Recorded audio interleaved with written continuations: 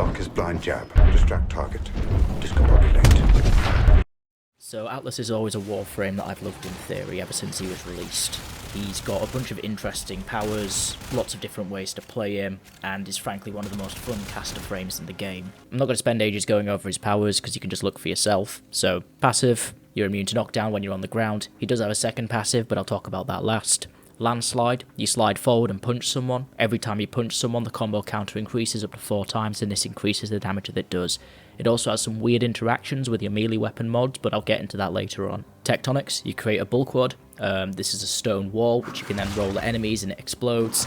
It's kind of useless, but it can be quite fun at low level. Petrify is the other most important ability in this build. You can turn enemies that aren't covered by Overguard into a stone structure, and then when you break them, you get rumble stacks back.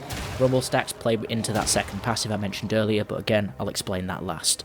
Petrify also synergizes with Tectonics and with his fourth power, healing his Rumblers, his fourth, and also making his Bulkwards have stronger abilities on their rolling attack. Rumblers are also pretty weak, however being able to summon 2 distractions that can assist you at any time is always useful, and when they die, they're a guaranteed piece of healing from the Rumble stacks. Now that second passive I was talking about is Rubble stacks. Every 1 point of rubble stacks you get equates to 1 point of armor or 1 point of health, and you can carry up to 1,500 of them. And every time you kill a stoned enemy, you get an extra 50 rubble stacks. You can get an enemy stoned by using Petrify on them, or if they walk over the pathway that you create if you use the Path of Statues augment with Landslide. However, that augment's not very good. Know your fucking place, trash! You might have noticed a second ago when I said, so Atlas is always a warframe that I've loved in theory ever since he was released. That I said in theory. Now, this is because Atlas has a serious fundamental issue behind his powers, and that issue is this bit. This bit right here. Petrify costs 75 energy per cast, and considering that base Atlas comes with 225 energy, and that Atlas Prime comes with 262.5 energy, this means that in his base variant, it's going to cost you a third of your energy to cast his Petrify ability, and in his Prime variant, it's going to cost you 2/7 of your maximum energy in order to cast it, which really isn't a good amount of casts to have when it's one of the most fundamental parts of his kit. So I thought it would be best if we find a way to circumvent that. So this is Metamorphic Magazine. This is a mod that came with Nightwave Nora's Mix Volume 3, and it is an augment mod for the Gorgon that increases magazine and ammo capacity. But what's more important is the fact that inflicting 20 cumulative attacks on an enemy will petrify them for 5 seconds. Now, when you're using Atlas, if you can kill an enemy during this 5 seconds, this counts as a petrification, which means that you can generate rubble without having to spend any energy. Now, this is the fundamental baseline of this build. However, since it's so hard to obtain, there are other workarounds that I'll go into later using arcanes that are more obtainable. For now, I'll be going into details as to how this mod interacts with the Gorgon and how best to optimize it. First, you have the choice of the Gorgon itself. You can either choose between a standard, Prisma, or Gorgon Wraith. I personally choose the Prisma Gorgon because it has a 30% critical chance, and with the fire rate that we'll be achieving, this ends up with you getting crits quite a few times, which will allow you to work with more arcanes. So for this test, I didn't have to spend an hour firing off loads of magazines into test dummies in order to figure out exactly what multi-shot does. We could just use some simple maths. If we use Vigilante Armaments for the plus 60%, then that reduces the 30 rounds fired to 13 due to this chance at multi-shot. With Split Chamber at plus 90%, it reduces it down to 11, and then with those two mods combined, you get 8. However, if you use Galvanized Chamber, it reduces it down to 7, and it gives you an extra mod for Flexi, which is ultimately the best choice. However, if you are at a lower level, it's probably best off just using Split Chamber, since those extra 3 bullets aren't really going to affect you here or there. Then we also have Element. Since you're going to be focusing mostly on using your Landslide to finish off enemies, I would suggest Viral, since that's the one that buffs out your damage the most. I know it's quite a boring choice, but what's best is what's best. So the next mod is Shred, and the reason I choose Shred is because if you're shooting into a crowd of enemies that are higher level, let's say infested, that are running at you, if you can hit through the enemies and freeze multiple targets at once, then finish them off quickly, you're going to generate more rumble stacks overall. A good choice to add as an Exilus mod. With the increased fire rate from Shred, you'll find that the Gorgon kicks like a mule. So Adding Stabilizer will allow you to hit more shots and therefore increase the chance of petrifying the enemy. The final option I would add to this build is Crash Course in order to buff out your impact damage in order to increase the rate of impact procs, and that's because you combine this with Primary Exhilarate. And the reason you use Primary Exhilarate is because it gives you increased energy regen on weapon impact status effect. Now that'll make more sense later on when I get into the final Atlas build, but for now, just bear with me, okay? We'll keep it as a little secret. So now I'm going to talk about melee weapon choice, but I'm going to preface this with some more information about Landslide. Landslide has a base critical chance of 5% and a base status chance of 5% with a 2x multiplier. The actual damage that Landslide will do isn't really relevant since we'll be buffing it out with mods, although according to the wiki it starts at 350 and then goes up to 1400 based on the hit in the combo. Now for melee choice to go with it, I've chosen the Furax Wraith. I've chosen it for a variety of reasons, the first being it has an innate combo counter of 20. This gives it a 2x multiplier, and since Landslide actually can scale off your combo multiplier, it means that you're always innately doing 2x damage every time you do a Landslide, which immediately buffs out the amount of damage you'll do overall. On top of this, Landslide does purely impact damage, which means any other kind of elemental pure damage mod, such as Sundering Strike or Jagged Edge, isn't going to have an effect on the amount of damage that you do with your Landslide. You're going to want to go for things like Collision Course or Heavy Trauma or Primed Heavy Trauma if you have it. Now, attack speed mods such as Fury will not affect your Landslide overall, so if you choose to use Berserker Fury or normal Fury, that is completely a choice that is on you.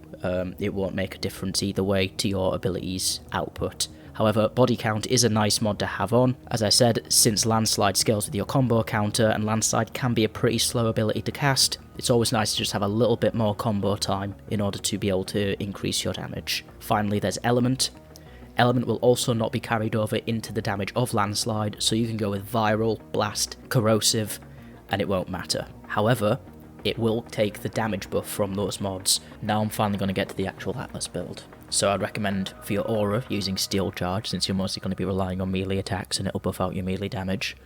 Speed Drift as your Exilus, since it gives you that little bit of extra casting speed that'll assist in using your Petrify a bit. Then I'd recommend your standard Vitality, Steel Fibre for defense, then add on to that an Intensify mod, as well as Transient Fortitude, since ability duration doesn't matter that much on this build, and you'll be able to counteract the negative effect of Transient Fortitude using Continuity. Then Streamline, just to bring that cost of Petrify down a little bit, so that way when you're first starting to build up your rubble stacks, you'll be able to throw it out a little bit more often in order to be able to get more of that build up a little bit more quickly. Stretch will also be really useful for this build as it increases the range of your Landslide and also increases the range of your Petrify, allowing you to catch more enemies in it at once. And finally, the most important mod on this build is Rubble Heap.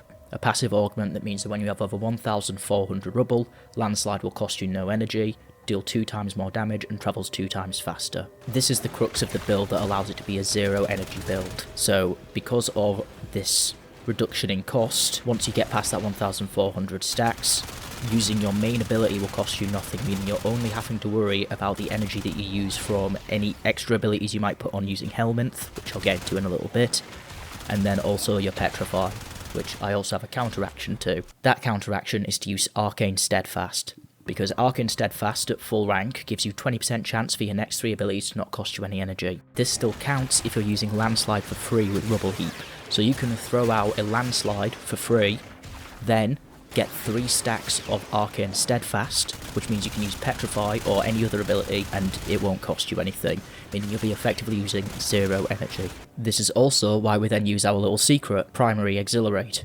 Since you're not using any energy for your Landslide or for your Petrify, though Arcane Exhilarate from the impact procs does give you quite a slow energy return, it doesn't matter since you'll be using so little energy at a high level, meaning if your rubble stacks do accidentally fall underneath the threshold, you'll have enough energy guaranteed to be able to build it back up again pretty quickly. Since Circuit Arcanes can be kind of a pain in the arse to get, I would probably recommend instead grinding up some platinum and obtaining them that way. Luckily, I have a sponsor for this video which allowed me to get them quite easily. However, out of respect for their privacy, I'm not going to tell you about who they are. I expect to be paid anyway. Now for your second Arcane, I would suggest either using Arcane Fury or Arcane Avenger depending on your playstyle. Arcane Fury can be procced by any critical hit in order to increase your melee damage. And this is why I also use the Prisma Gorgon. That 30% critical chance that the Prisma Gorgon has with the fire rate will mean that it's proccing relatively often, and that melee damage buff will also buff your landslide, since it scales off your melee damage.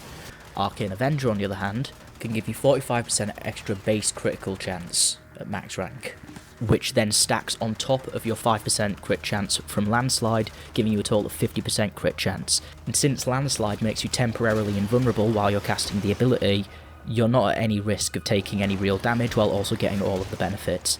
Personally, I prefer the consistency of Arcane Fury. You might prefer Arcane Avenger, since it gives you more heavy hits and can proc a very nice crit.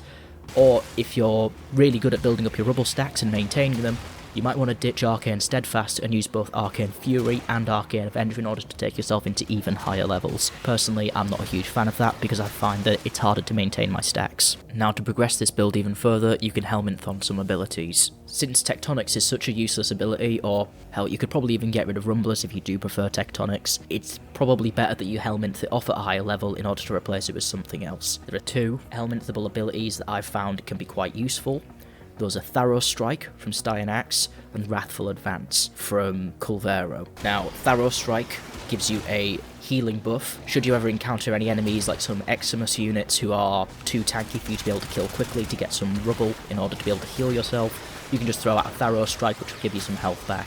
Also, due to its defense reduction, you can get past the weakness of impact against armors on things like heavy gunners and bombards by simply stripping their armor and then hitting them anyway. Wrathful Advance is better if you want a little bit more mobility for your build, since it gives you a teleport and a long-range dashing heavy attack, which has a greater extended range than Landslide. Personally, however, I prefer to just bullet jump at them and punch them in the mouth. Finally, there's your focus tree. Now, I would recommend Naramon due to its first ability that you can get, Power Spike, which means that your combo counter will decay slowly over time rather than being eliminated completely. And again, since you have such a slow casting speed when it comes to Landslide, this just allows you to retain your strength a little bit longer than otherwise. So that should be everything.